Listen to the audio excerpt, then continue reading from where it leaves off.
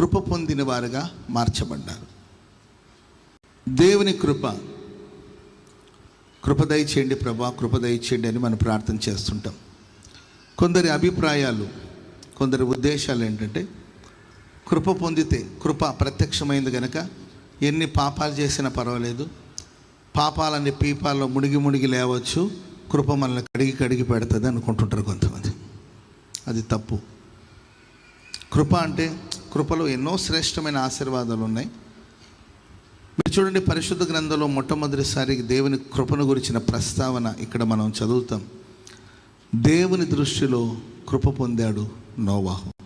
Praise the Lord. చరిత్ర మనం గమనించి చూస్తే ఆదాములో నుండి 2 సంతానం, 2 వంశావళిని, 2 సంతానాన్ని మనం చూస్తాం.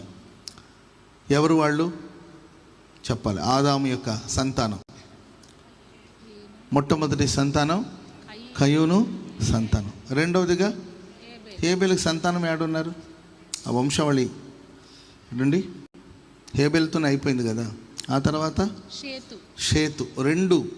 రెండు గుంపు, లేకపోతే 2 జనపదములు, లేకపోతే 2 వంశావళిని మనం చూస్తూ వస్తాం. ఒకటి కయ్యూను సంతానము, రెండవదిగా షేతు సంతానం.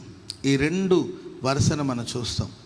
ఈ 2 వంశావళిలో ఒక వంశావళి అయిన కయ్యూను సంతానం శరీర సంబంధమైన వాళ్ళు, అక్రమమైన పనులు చేసేవాళ్ళు, పాపముతో కొనసాగించబడేవాళ్ళు, బలాత్కారులు, ఉగ్రవాదులు, తీవ్రవాదులు, బలాత్కారం.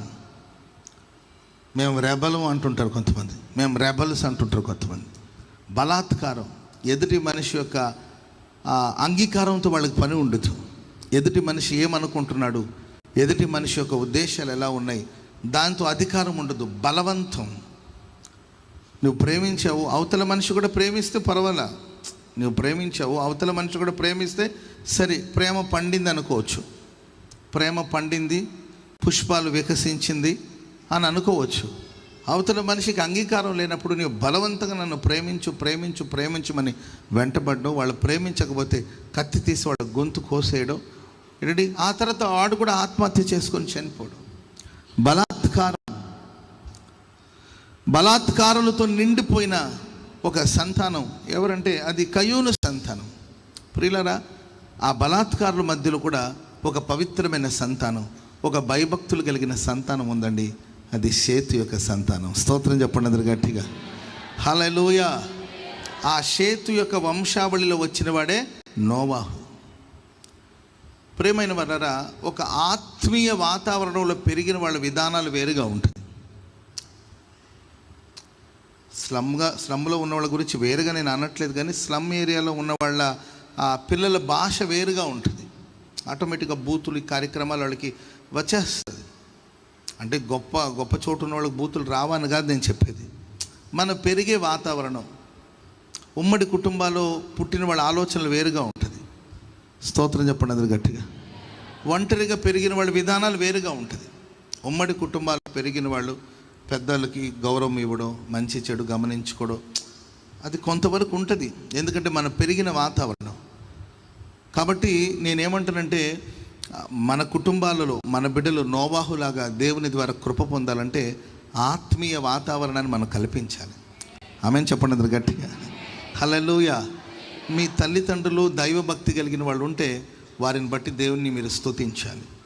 మీ తల్లిదండ్రులు ప్రార్థన పరులైతే, మీ తల్లిదండ్రులు దైవభక్తి కలిగిన వాళ్ళైతే, మీ తల్లిదండ్రులు దేవునిలో ఉన్న వాళ్ళైతే వారిని బట్టి నీ ప్రభుని స్తుతించాలి.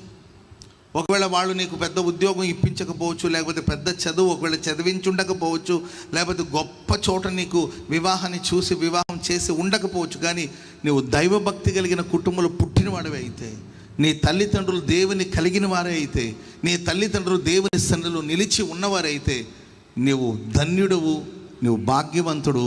నీవు ఆ వాతావరణంలో పెరిగే కనుక దేవుడు ఖచ్చితంగా నీ కృపను అనుగ్రహించబోతున్నాడు. స్తోత్రం చెప్పండి అందరు గట్టిగా. హల్లెలూయా. మరి మా తల్లిదండ్రులందరూ అన్యులండి, ఆచారాలు ఉన్నవాళ్ళండి, విగ్రహారాధికులండి, మరి మా సంగతి ఏంటండి అని ఒకవేళ మీరు ఎవరన్నా నన్ను అడిగారు అనుకోండి, నేను చెప్పేదంటే మీరు భక్తిగా ఉండండి. మీ కుటుంబాన్ని దైవభక్తితో నింపండి.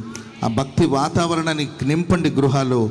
మీ పిల్లల వంశాన్ని, వారి కుటుంబాన్ని దేవుడు బహుగా ఆశీర్వదించబోతున్నాడు. మీ పిల్లలకు దేవుడు కృపదయ చేయబోతున్నాడు. దేవుని దృష్టిలో మీ పిల్లలు కృప పొందిన వారుగా మార్చబడుదురుగాక. హల్లెలూయా.